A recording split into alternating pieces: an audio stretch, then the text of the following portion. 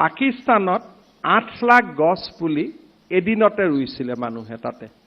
এতিয়া আমি ওদালগুৰিৰ ভৈৰৱ কুণ্ডত চেষ্টা কৰি আছো যে আমি 10 লাখ গছ পুলি আজি ৰাতিৰ ভিতৰত ৰুই পেলাই পাকিস্তানৰ ৰেকৰ্ডটো আমি ভাঙিব লাগে। যোৱা 9 তাৰিখে 22 কিলোমিটাৰ আমি খানাপাৰাত গছৰ পুলিবিলাক সজালো। অলমোষ্ট ৱৰ্ল্ড ৰেকৰ্ড, ৰিজাল্ট হোৱা নাই যদিও আমি পাম। খানাপাৰাৰ 3.5 লাখ 10 তাৰিখে আমি গছ পুলি বিতৰণ কৰিলোঁ, সেইটো আমাৰ ৱৰ্ল্ড ৰেকৰ্ড হ'ব। 11 ছেপ্টেম্বৰত আমি 7.5 লাখ লোকক অনলাইন যোগে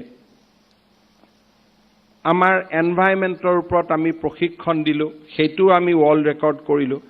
আৰু 15 তাৰিখে নাহৰকটীয়াত আমি 1 ঘণ্টাৰ ভিতৰত 3.5 লাখ গছ পুলি ৰুম।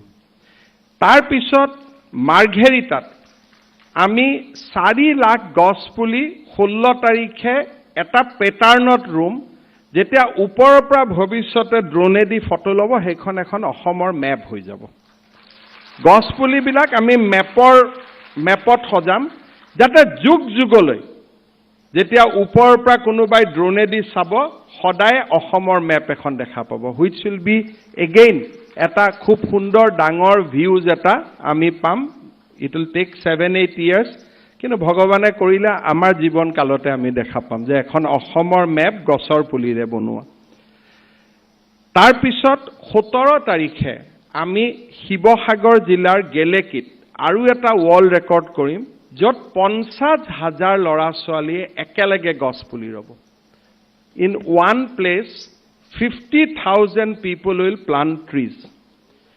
আৰু সেইদিনাখনে 1 কোটি গছ পুলি 50 লাখ মানুহে নিজৰ ঘৰত দুডালকৈ ৰুব।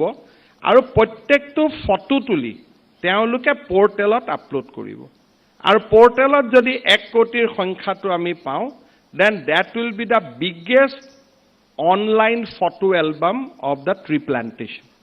আৰু অলৰেডি 50 লাখৰ ওচৰৰ মানুহে তাত ৰেজিষ্ট্ৰেশ্যন কৰিছে। তাৰমানে আপোনালোকে চিন্তা কৰক যে আমাৰ মানসিকতাবিলাক কেনেকৈ অলপ প্ৰচেষ্টাত আমি পজিটিভ কৰিব পাৰোঁ।